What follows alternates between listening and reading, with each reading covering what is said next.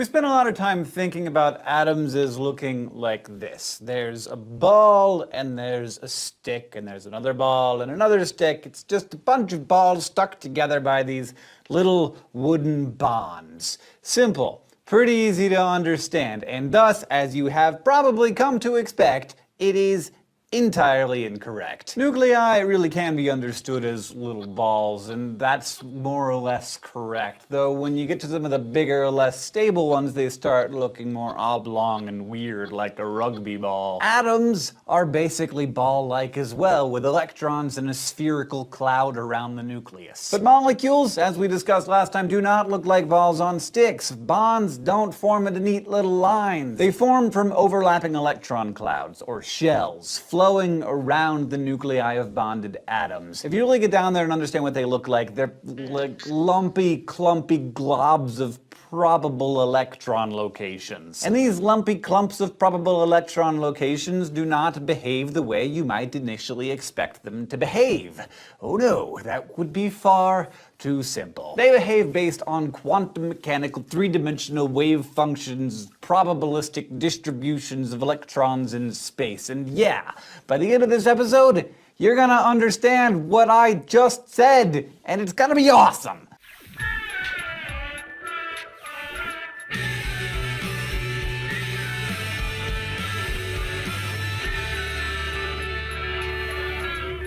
Let's start with water, because all the interesting things on our planet start with water. It's also universally common, not just on our planet, but in our galaxy and our universe. Case in point, in 2011, astronomers discovered a cloud of water ice surrounding a black hole that contains 140 trillion times more water than we have here on Earth. And while we don't have any confirmed worlds covered in water outside of our solar system, we do have some right here in our solar system. Europa contains so much water, probably salt water, that its entire surface is just ice. What did any of that have to do with atomic orbitals?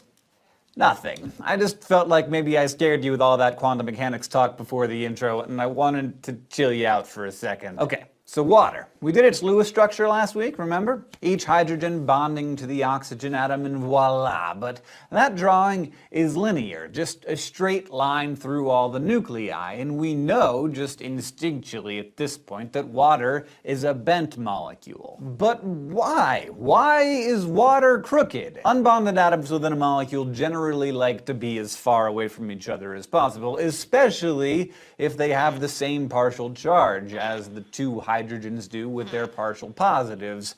But something is keeping those hydrogens closer together than they would like to be. So why on earth are they not stretched out as far away from each other as possible? I ask this because if they were, the water molecule wouldn't be polar, and if water was suddenly nonpolar, we would all instantly die, as would all life on Earth. And suddenly we realized that this seemingly normal thing that we all knew about the world is really weird. And weird stuff is my favorite stuff because it means interesting questions. Interesting questions I want to know the answer to. It's an even more compelling question than what the heck is a quantum mechanical three-dimensional wave function? Well, of course, the answer to this question has a great deal to do with quantum mechanical three-dimensional wave functions, so let's start there. Oh, look!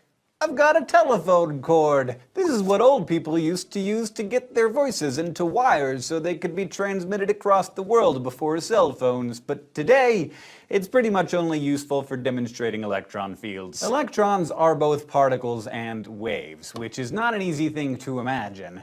Very basically, you can think of them as an excitation of the electron field, which exists everywhere. When energy is dumped into the electron field, electrons exist inside a wave function. What's a wave function? It's a mathematical function that describes the probability that an electron is in a certain place at any given moment. So if this telephone cord is an electron field, I dump some energy into it and we create what's called a standing wave. The wave function is the mathematical function that describes it. Electrons function the same way. They exist as excitations in the electron field around the nucleus in a standing wave.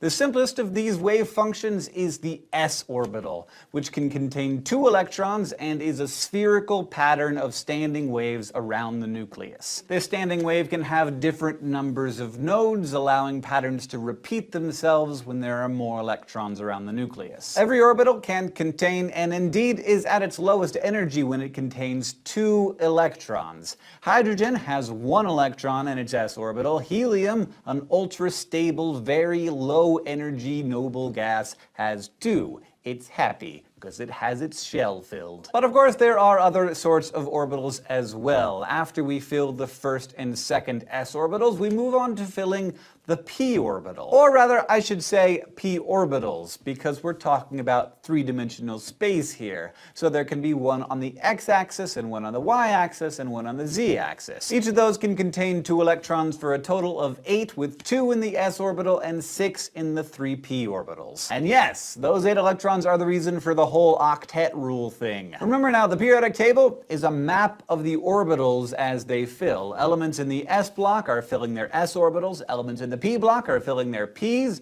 same with the d's and the f's. So s orbitals very simple, spherical, p orbitals a little bit weirder, d and f orbitals so crazy. Some of the f orbitals in particular have just ridiculously cool geometries.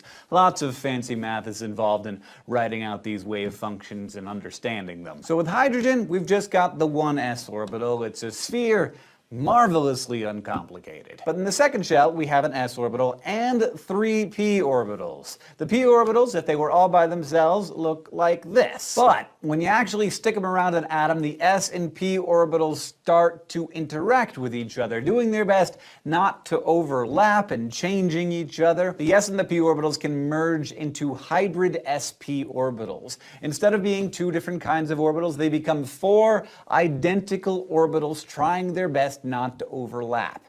This is called orbital hybridization. When the s orbital hybridizes with all 3 p orbitals, it's called sp3 hybridization, and it forms a tetrahedral shape. And this is that tetrahedral shape. It's the easiest way for all the orbitals to form something like a sphere around the atom, but not interact too much. I didn't do anything fancy to make these balloons take this shape. I just tied them together at the base. They naturally form this shape because they can't overlap with each other. And yes, this is exactly what's going on with water. In water, oxygen's 8 electrons are arranged with 2 in each sp3 hybridized orbital. 2 of those electrons are from hydrogen, 6 are from oxygen, including 2 lone pairs. Those lone pairs, even though they're not participating in any bonds, still have their orbitals. And so water is locked into that tetrahedral structure. No matter which orbital you stick the hydrogen atoms to, you're stuck with an asymmetrical molecule.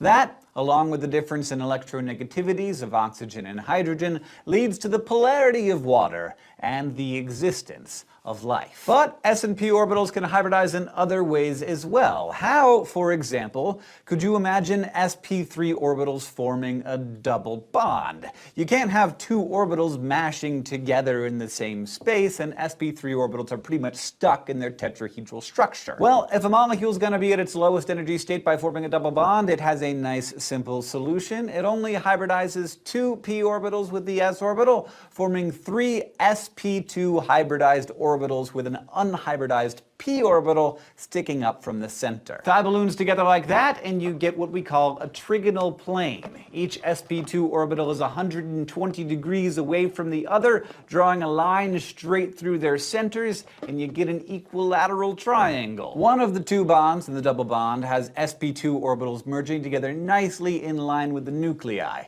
This straightforward sort of bond is called a sigma bond. A second and weirder bond forms, this one from the unhybridized p orbital sticking out above and below the nucleus.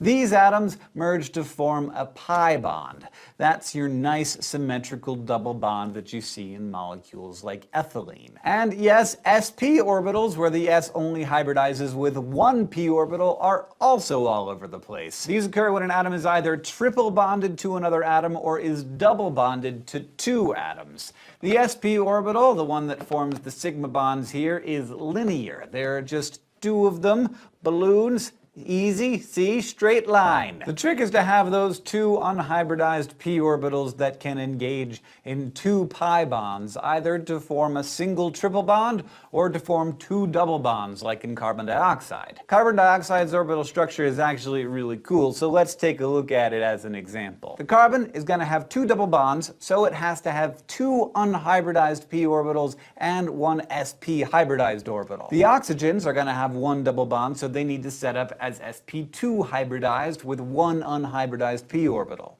for the double bonding. As they come together to bond, the sigma bonds will occur between the hybridized orbitals. Very simple. One oxygen will line up to form a pi bond with the vertically oriented p orbital from the carbon, and the other will line up with the horizontally oriented one.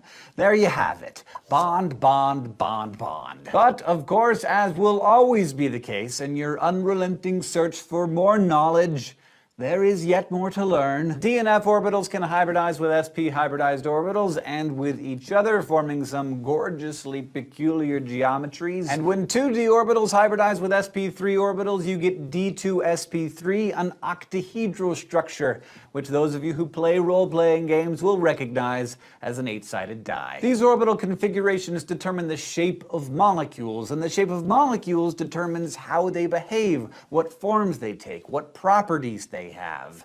It's pretty dang amazing, really, that wave functions determining the probable locations of electrons keep water bent and thus polar, and thus able to dissolve nutrients and form a stable home for our cells so that we can walk around as weird bags of mostly water, thinking about stuff, making YouTube videos, trying to learn more about the world, or maybe just trying to pass a test. Thanks for watching this episode of Crash Course Chemistry. If you were paying attention today, you learned that molecules are clumpy globs of probable electron locations determined by wave functions that are a bit more complicated than waves in a telephone cord. That water is an asymmetrical molecule because of oxygen's sp3 hybridized orbitals forcing the electrons into a tetrahedral structure, and that s and p orbitals can also hybridize other ways as sp2 or sp, and how those hybridizations allow for double and triple bonds using both sigma